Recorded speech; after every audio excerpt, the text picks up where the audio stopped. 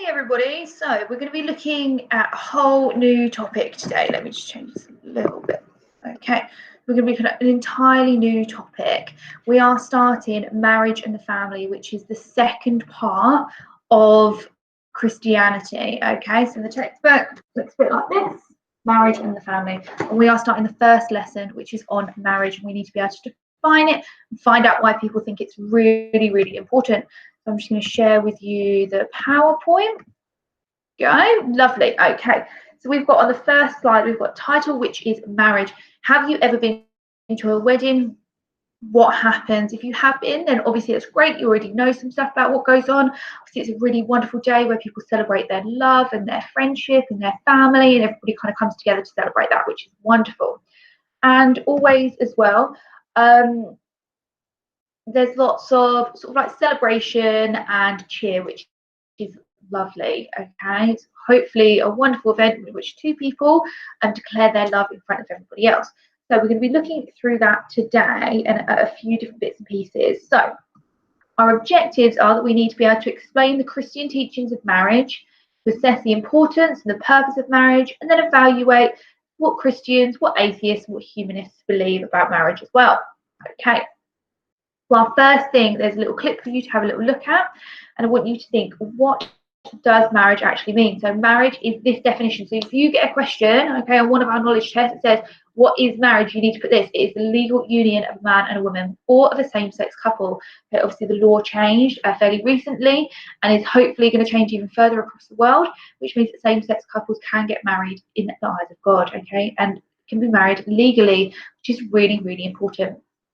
Faithfulness means to be in an exclusive, loving relationship. So people agree that they are only in a relationship with that person in any sense. So in an intimate relationship, or a physical relationship, or an emotional relationship.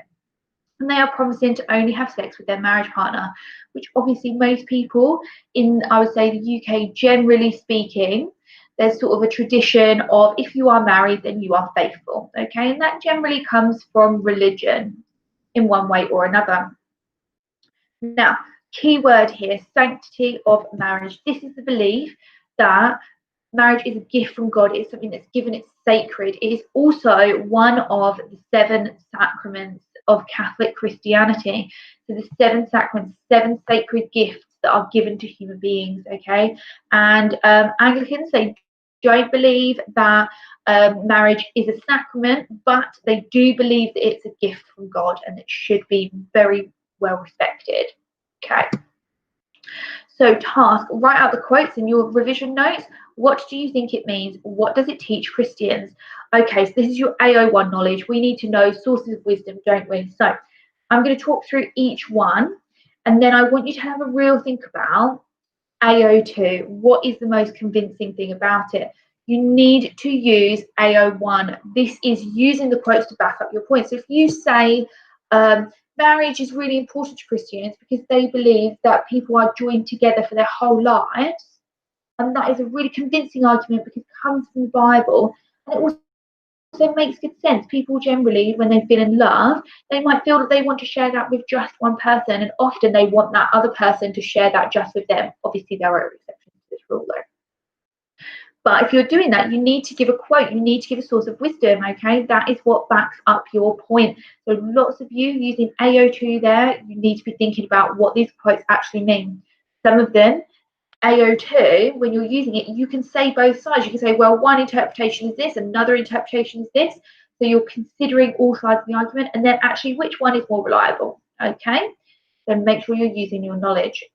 So I'm just going to quickly read through and then talk about where they come from, why the places that they come from are really important. So the first one: for this reason, a man will leave his father and his mother and be united to his wife. So united, bringing them together, and they will become one flesh. This is a key quote that you can use a lot, guys. They will become one flesh is the main part of that. They become united together, okay? They cannot be pulled apart, all right? They are one together. And this is usually, you know, the idea here is through consummating the marriage, and consummating means that the couple have sex in order to bring themselves together as a union, all right? Now, this comes from Genesis, which is right at the beginning of the Bible, okay, in the Old Testament, in the Torah. So Jewish people will use this as well, and so will Muslims. They will use these ideas along with Christians. Okay, the very first bit that people are being taught. So number two, who will become one flesh? So as we can see, the same idea of one flesh used in Genesis. What God has joined together, let no one separate. Now, the only way that you can separate, okay, is through death. That's what that means, all right? And God is the only one who can do that. And it comes from Mark chapter 10, and this is from the Gospels. The Gospels are the stories of Jesus, okay? So this is why some Catholics, they believe that it's a sacrament because it was given by Jesus as a gift. This is what this means, what God has joined together. And it means that you're uniting in front of God. Finally, number three. Now, this is one where we can really use AO2, thinking about what people would have thought about it hundreds of years ago, thinking about what people would think about it now, okay? And whether we would accept this as a convincing and strong argument. So it says, wives, submit yourselves to your husbands as you do to the Lord. For the husband is the head of the wife. Husbands, love your wives just as Christ loved the church. Okay, this is from Ephesians, which is basically a set of letters that were created and they were sent out all over the world. Usually it's considered that these were written by St. Paul, but not always the case. But generally, people would believe they were written by somebody called St. Paul. He wrote this and he sent them out to a load of different places. One of the places being going to the Ephesians, and they would have read this and that's what they would have acted upon. So what does it teach them? It teaches them, okay, that wives should be respectful of their husbands. And we're going to talk about this further. So going through some of the interpretations. Okay, so for this reason, a man will leave his father and his mother. So the idea here, obviously, that you are growing up, you're becoming an adult, and become united to his wife, and they will become one flesh. So here are some of the interpretations. Okay, God intended men and women to join together for life as couples and to produce children. So the idea here, they become one flesh, obviously talking about sex and reproduction there. In the Adam and Eve story, God made Eve as a partner for Adam. So we know that two people being joined. It is a gift from God. That's why they become one flesh and united. And it's part of God's plan for human beings. Now, the idea here is that it's the purpose of humans is to join and to create more Christians. That's kind of the idea here. God intended that men and women should join together for life as couples. So the idea really that they are bound to one another. Now, a modern interpretation of this could be that the reason, obviously, that this is being set forth as a rule is that it makes good sense. Okay, in reality, now as we're in the 21st century, we understand obviously that if you have multiple partners, you have sex with lots of different people, and you do not use protection, then we know there are certain illnesses and diseases that come with that. So it made good sense, 2,000 years ago and beyond, really, to sort of say, well, we should join together as one couple to decrease the risk of why they didn't know why obviously people were ill, but that would have been one good reason. And then the bond between a man and a woman produces new life when children are born. And in this way, God's creation continues. So, as you know, we've talked about the idea of stewardship in creation. And this kind of continues that it's our responsibility as human beings to produce children. And it's part of a nature to want to do that. That's what a Christian would believe. Now, it would be for you then to determine, is that still reasonable? Do we find that convincing in the modern day? Is that the way that it has to be done? There are loads of different things now. Okay, for on the LGBTQ plus scale, there are loads of people that might not fit into this bracket where they don't want to be with just one person for the rest of their lives. What if that one person is wrong? Should they stick with that one person? Is it okay? Is that, do we find it acceptable that they'll become one flesh, united for life? Do we still have individuality? You could discuss all of those within your AO2 if you are doing the D question. Okay, quote 2. So two will become one flesh. What God has joined together, let no one separate. Here it is a unity that is physical and emotional. So it's a bond that you are creating to become one person. The couples are joined together through God. So the idea here that it is a gift from God. It is a sacrament. It is the sanctity of marriage. Relationships should be respected by everybody. So you shouldn't get in the way of anybody else's love and anybody else's union. Now, only God can separate a couple, and this is done through death. So when we say in English or British culture, when you get married, the vows will say, "Till death do you part," and this is the idea that that's the only way you can be separated. Okay. So wives, submit yourselves to your husbands as you do to the Lord, for the husband is the head of the wife. Husbands, love your wives, just as Christ, as in Jesus Christ, loved the church. Okay. So order within the marriage is really important for a Christian. They do believe that there is a sort of hierarchy at which different people place, and the husband is at the head of that marriage. He must love and honor and respect her. Okay. Now, it does not suggest in this statement that the woman needs to love her husband, actually feel an emotional connection, but she must respect him, and that's part of the submission. Okay. AO2, is the woman expected to love him, or is she simply to respect him, as I was just talking about? So I would like you to really be discussing, unpicking the quote in different places, because without that, really your AO2 level is going to be quite low. I would have thought you really need to be tearing these quotations apart. They're a source of wisdom, but you need to be really considering what they teach someone. Okay, so assessing the importance of marriage.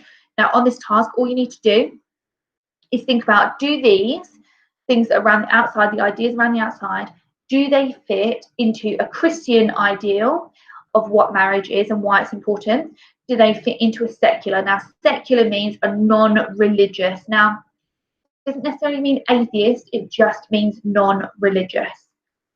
So which ones fit into both as well? Because some of these will definitely fit into both. And so, for example, one of them on there, to make a public declaration of love, is a reason that a non-religious person might want to get married, okay? Because they want to show their love in front of all their friends and family and to celebrate it. And as you can see, there's other ideas. So you would have to separate those up. So I'm just going to read through them really quickly, but I'm not going to tell you where they go. So to complete the complete the sacrament of holy matrimony. So I've talked about that quite a lot, haven't I? The 7 sacraments of Catholic Christianity. To make a public declaration of love. Sorry, a bit of a tongue twister apparently. To follow Jesus as he taught marriage creates unity, which is physical and emotional. The couple are joined together through God. To procreate, which is God's intention for humanity. So we talked about, didn't we, in Genesis, how it's one of the rules, how stewardship, that's part of it. To create a new family or to start a family. To show commitment to the other person, so showing your faithfulness to somebody. To extend the Christian community, so children and bringing them up in a Christian society. The Bible teaches that marriage is the foundation for a secure family to bring children up in. Now, in a later lesson, I can't remember which one specifically, but in a later lesson we will discuss the importance of family, the role of family, and we'll discuss the different types of family that people grow up in. Okay, so you need to separate those yourselves. All right, so atheists and humanists. So there is a British Humanist Society, and they believe that society would function better without religion, out of education, out of things like marriage, rites of passage, public holidays, all of that sort of thing. So what are they doing about marriage? So I'm going to go through. You can watch a humanist marriage just in the box that you can see, the orange box. So if you click on that, it will take you to a link. There are some key things that you will need to know. Okay, so if you had a question said, outline 3 ways in which humanists can get married, or it's outline 3 events at a humanist wedding, you can use these. So the couple arrive, they can arrive together or they can arrive individually. Obviously, we know in a traditional wedding, a traditional Christian one, the man will stand at the front and the woman will then join him. And there's a lot of introductions, lots of welcomes, words about love and commitment are shown, but from a non-religious perspective, so it will have nothing to do with God. Usually there's a reading or a poem, but this will not be from a Bible, okay? Usually there's kind of like an idea about the couple story, so how they met, so however the 2 people met one another, and their love story, and how they've all come together, okay, and what they want out of their futures. what marriage means to the couple, so the reason why they are choosing to get married, and then the promises and the vows they've made. These will not be the same vows as you would traditionally know. Now, if you opt for a humanist marriage, you are not allowed to use any religious vows at all. You cannot use any music that would traditionally go with a religious wedding. So you really have to think about that when you choose to do that. Now, as you can see in the image, the people have got rope tied around their hands, and this is called hand fasting, and it would have been a really traditional way to get married. Now, hand fasting is something that is been done for hundreds and hundreds of years, okay? So it's not an unusual tradition, it's not brand new. And literally the couple's hand is tied together. Now, sometimes this is done in religious ceremonies. If you are Greek Orthodox or something like that, sometimes you are tied together as a symbol of your bond, but it is obviously is without the God element, okay, of him tying you together. Rings are exchanged, and they are a symbol of a circle, for the reason being that it is eternal, okay, never ending. You are pronounced as married, and then people give you well wishes, and then off you go to enjoy the rest of your day as a newly married couple. Okay, now the hand fasting bit is crucial and a really easy one to remember. If you come up with a question, a really easy one. It is a key element that is different. Okay.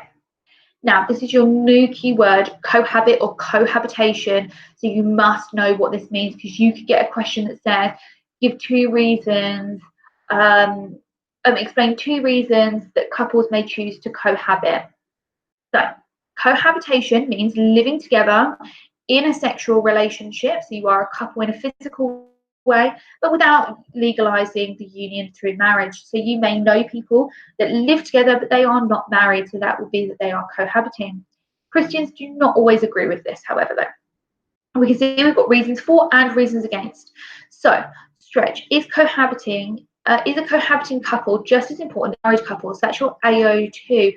Do we think that if you cohabit with somebody for the rest of your life, the bond between you is the same as if you were married? Now, that's a really personal thing, but you can discuss the ideas around that, the arguments that somebody might make. So if you had a D question that had a statement that said something like, the couple, it is not essential for Christian couples to get married. You could discuss the importance of cohabitation and the reasons why somebody might choose to do that. So, reasons for: couples can get to know each other properly before marrying. So obviously, if you never lived with that person before you married them, you might suddenly realize that they're really irritating and you don't actually like living with them at all. If it doesn't work, they can separate without legal consequences. So obviously they don't have to wait for a divorce and all that sort of thing, which can be really time consuming and also like quite a painful and stressful experience for people to go through. Especially if you know anybody that's ever got divorced, it can be really, really difficult, okay? Children can be brought up as successfully as a married couple. There's no reason, if you are a unit as a pair, as a couple, that piece of paper that says that you're married really changes how you raise children, okay? Marriage lacks importance. Now, for some people, they might just think, oh, it's just a piece of paper, I don't need it, okay? A couple can make a commitment to each other without a legal ceremony. There's no reason to pay for a really expensive wedding and to have everybody else there, because their love is just as important, okay? And marriage really is just a word, and saying wife and husband is not necessary. Reasons why people do not agree with cohabitation, okay? So this is mainly Christian reasons. It encourages a casual attitude towards relationships. So if we can be in different relationships, we can casually get in and out of them, then people might think that that's not right and they don't agree with that. It's too easy to break up, and it's not as encouraged to talk things through. So it's quite difficult to get divorced. You can't just decide one day to do that. You have to give reasons in order to divorce. And you also, in some cases, they might encourage you to have some sort of couples therapy before you choose to do so. And with cohabiting, you don't need to do that. You can just break up with the person and move out, okay? And you don't necessarily need to work hard to keep that relationship together. So that's what some people might feel. Children are best brought up in a stable home with 2 married parents. But as we've discussed, so this would be your AO2. Well, that is one argument. But on the other hand, what is the difference between a married couple and a non-married couple doing that? Also Bible verses that support lifelong marriage, and that's really essential, okay? as we can see on here, there are exam questions for you to complete. Outline 3 Christian beliefs about marriage. So one Christian belief is this, another Christian belief, a final Christian belief. Make sure you are writing in full sentences. If you choose to write in bullet points, you may not achieve 3 marks, as it will not be clear. You must give full sentences. That's what outline means. Otherwise, it would say bullet point. Explain 2 reasons why marriage is important to Christians. You must you must refer to a source of wisdom and authority. So you've been given 3 quotes. What I would suggest that you do is that you use one of the quotes and you explain why that's important, what it teaches and why it's important, and then you explain another reason. Okay, is what my suggestion would be. You do not have to write all of the quotation, but you should write the key points of it. Okay, so I might just put to become one flesh as my part of my quotation instead of writing the huge chunk. Okay, so explain Christian teachings on marriage to assess the importance and the purpose of marriage, and to evaluate divergent views on marriage. So you need to discuss what different people believe and why they think it's important. Okay, guys, so I think that's about it for this lesson. I will see you in the next few that we've got coming up on the new topic. Make sure that you put down for your notes, this is a brand new topic, and look at the PLC that we've got, the personal learning checklist. Have you got everything that you need in order to ensure that you're getting the best possible grade? Okay, guys, signing off for now, and see you in the next few lessons.